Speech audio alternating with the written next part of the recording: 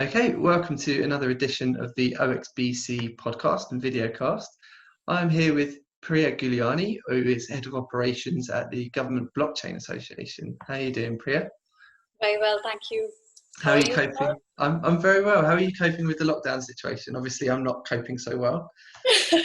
You're coping perfectly. I think it's same like everybody else. I mean, in the beginning, it wasn't getting onto my head so much, but yes, definitely now craving to actually get outside and hoping that this all ends very soon. Yes, you and me both. Okay, well let's get straight onto the blockchain, the heart of the blockchain matter. So you're obviously head of operations at the Government Blockchain Association. First of all, though, how did you get into blockchain? Interesting. So my blockchain journey started about 3 years ago when a friend made a ton of money through crypto, and that's when I became keen to understand the underlying technology, which has these, revolutionary characteristics. That's when I thought that I would probably learn blockchain and understand where it can be used.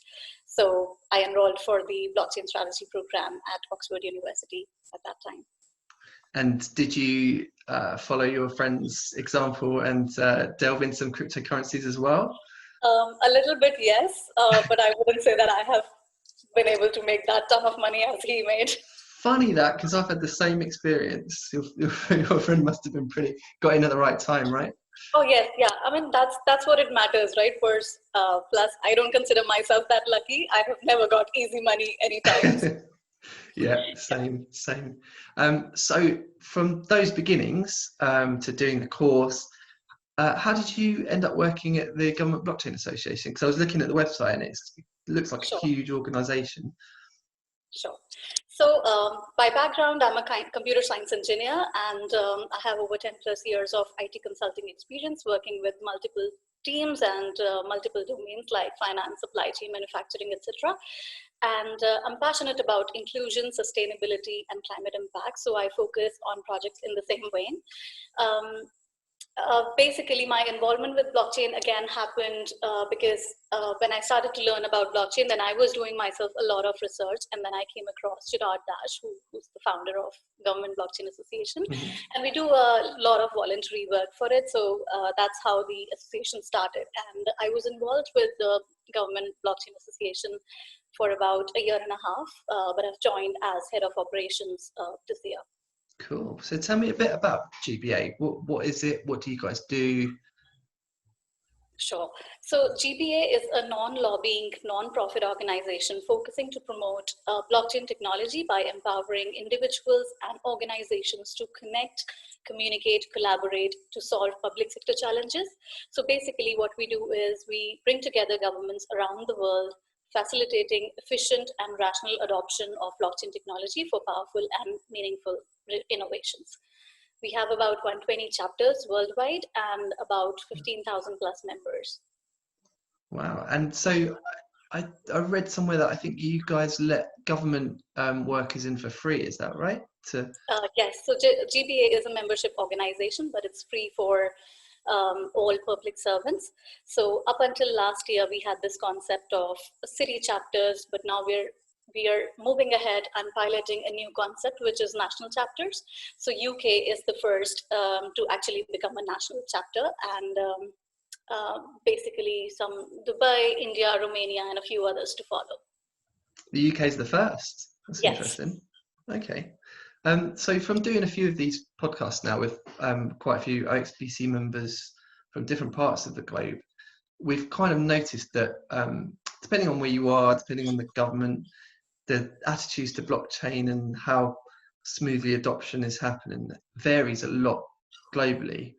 For example, in Dubai, they're kind of really hot on blockchain, and the plans are for Dubai to be the blockchain city by 2020, whatever it was. And here in the UK, I think it's probably moving a little bit slower. What have you noticed in terms of your global reach and working with the GBA? Where would you say the hotspots are, and who's lagging behind? I mean, yeah, you're absolutely spot on that because of the regulations and the regulatory aspects of blockchain and the industries. I think the financial world is kind of the first one to start exploring it because whatever. It's quite an innovative area. So, but I guess then again, blockchain has this reputational problem as well, that it's always linked with the cryptocurrencies. I think it's important for people to understand that cryptocurrency is one application of blockchain, and hence it comes into that wider zone where there isn't much acceptability, or it hasn't gained much acceptance. But of course, I mean, in terms of geographies, if we call it, I mean, US is quite good. I was quite surprised when I learned that Georgia was the first one to implement the land registry through blockchain. So, I mean, it's not that vast a country, but then they did it. So it's quite nice. And there are these small countries like Estonia, etc., who are doing really good in this space. So yes, as you said, I mean, there are few countries who are ahead of the others, and UK is still catching up on that. Yeah. And yeah, you hit on an important point there about, I guess, the perceptions of blockchain being a cryptocurrency thing, and then perhaps even some governments and people in influential positions not realizing the benefits there are in other areas like supply chain, finances, all kind of other sectors, property registry, as you mentioned, in Georgia and America. What would you say for the countries and the territories that are quite hot on blockchain adoption? What are the key usages of blockchain for them? I think because blockchain is about establishing trust, transparency, and traceability, it has that wider impact over all of the industries. But few where we are, seeing a lot of adoption is absolutely the finance sector, then supply chain, wherein there is a lot to do with traceability. How do you bring in the traceability in operations, that the farm to fork or the pond to plate supply chains? Then there are obviously adoptions in terms of the diamond market, whereas to ensure that the authenticity of the diamonds are maintained through on the blockchain through smart contracts. So that's quite an interesting use case. And there are plenty, in fact, for example, in terms of finance as well. How do you do that? And I think a main industry that I have seen it is adopting blockchain is the identity. The concept of decentralized identity is, I think, very, very becoming important. And because identity is a cross-cutting space as well, so it sees itself in all of the industries. And I think that's quite crucial, that people should have access to a decentralized self-sovereign identity where they can, establish their own rights in terms of their own data and identity. Yeah, I mean, interesting. Like over here, with the coronavirus, they're implementing the track and trace system at the moment. So, in my mind, in my sort of conspiratorial mind, I kind of envisage there's going to be a lot of data about a lot of people that are held in certain areas that people probably don't realize or don't want to be held. Absolutely. And so, like, blockchain would be a fantastic application for that, because you could have this data and supply permission to it as needed, not in the future when it's potentially nothing to do with coronavirus. And also with with the vaccine coming up, the supply chain for that, and there's a ton of use cases around getting the vaccine out to people and the supply chain of that. Has coronavirus had an impact on your work at GBA? Is it kind of, are people talking about it in terms of blockchain? I mean, in terms of exploring the use cases, definitely. So what GBA has done is it has launched its own blockchain platform recently, which is called Government Blockchain Business Platform. So it is DLT agnostic and allows governments to build use cases without worrying around the underlying technology aspects. So the use cases being explored are the relief fund management, vital records and voting, and of course something around the vaccine itself. So obviously, I mean, because we already have the remote operations, we are spread all across the world. So it's not that Corona has impacted our operations as such, but obviously it has led to think about some of the use cases where, we could, help and support governments so as to get through this together. Yeah, I mean, for me, that'd be really interesting to see over the next year or so when stuff's going to be rolled out on a global basis, and the kind of contrast of seeing the rollout happening from a supply chain point of view, and also the point that you hit on about the personal data. That's a lot of people are going to take their eye off the ball in terms of what data they're allowing governments and medical and big pharma to have, purely because of the desperation to get the vaccine and back out living a normal life. So blockchain could have a role there in terms of providing the balance in the middle that we all need. So yeah, looking forward to seeing how that shakes out.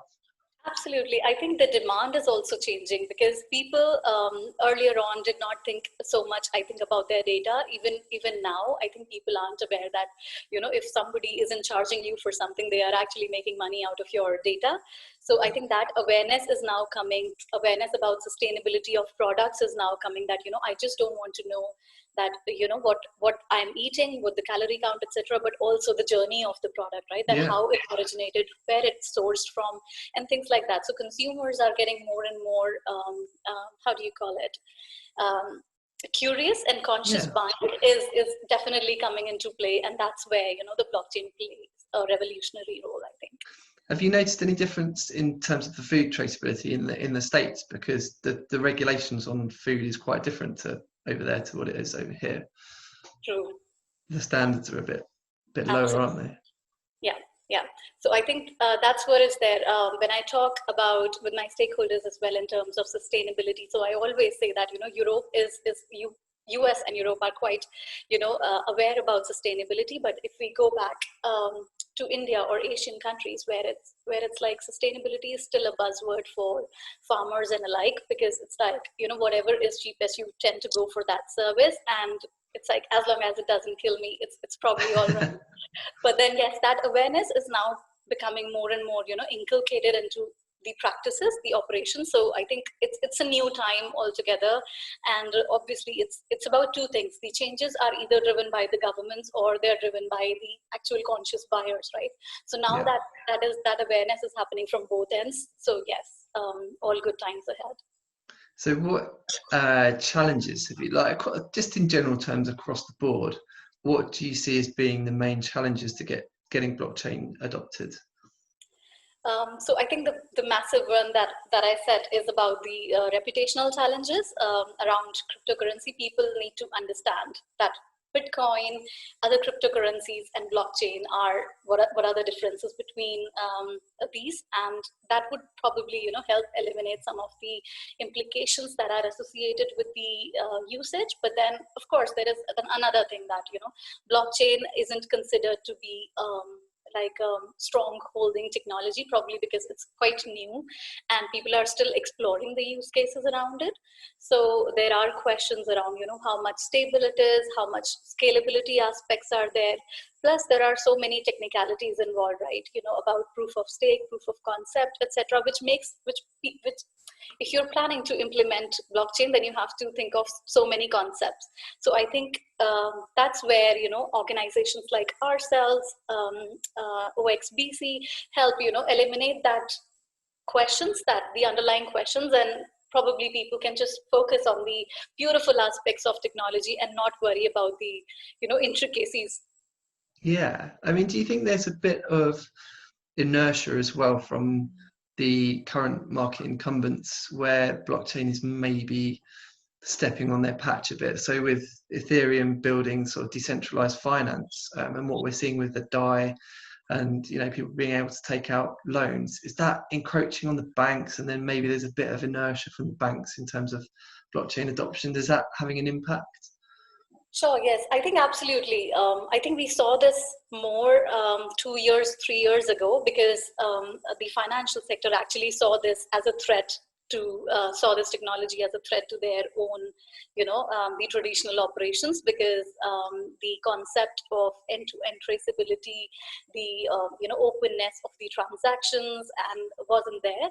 But now I think people, as you would see, that the awareness is increasing, so people are getting more and more relaxed around it, and they are trying to explore, okay, fine, that what are the different aspects that we can actually use it. So there is good and bad associated with everything. It's about what you focus on, and how you can leverage the most out of the technology. So I think that element is changing now. Yeah. So in terms of GBA, can people join just as long as they have kind of a blockchain background, or what's the kind of criteria for joining? Absolutely, yeah. So it's a membership organization, and like I said, it's free for public servants to join, because we want to have, we want to work closely with them and work out that what are the public sector challenges, so as to do that. But yes, there are some membership details, that criteria, etc., and some value proposition as well. Joining GBA, like access to a global network, priority access to experts, events, and opportunities with government projects. So all that you get, and then obviously. It is a meritable organization, so there is certain criteria associated to who can join and who cannot join. So we do a little due diligence in that space. Great. And how do people join? Just apply through the website? Yes. Yeah. Great, fantastic. And then, so one final question we offer to all of our guests on the OXBC podcast, because obviously, like yourselves, we have a big sort of blockchain global network. What kind of people would you be interested in catching up with, linking up with? Is there any kind of specific area of expertise that you're looking for, or people to connect with? Right. So if I talk something specifically about UK, then we're building strong relationships with member of parliaments and other government representatives. So obviously exploring partnerships with them and various UK universities, so as to bring a strong value ecosystem in UK.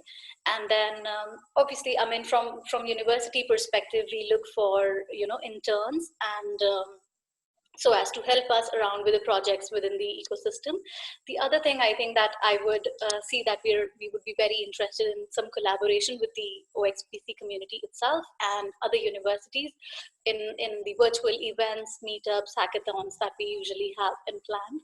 Obviously, all that has come to a standstill because of the COVID situation, but as soon as the lockdown is over, we're sure we'll have something more. So yes, in terms of collaboration in that space would be great. Cool. And how can people get in touch with you personally? Sure, yes. So you could drop me an email at priya.guliani@gbaglobal.org, or you could connect it with us through the website itself.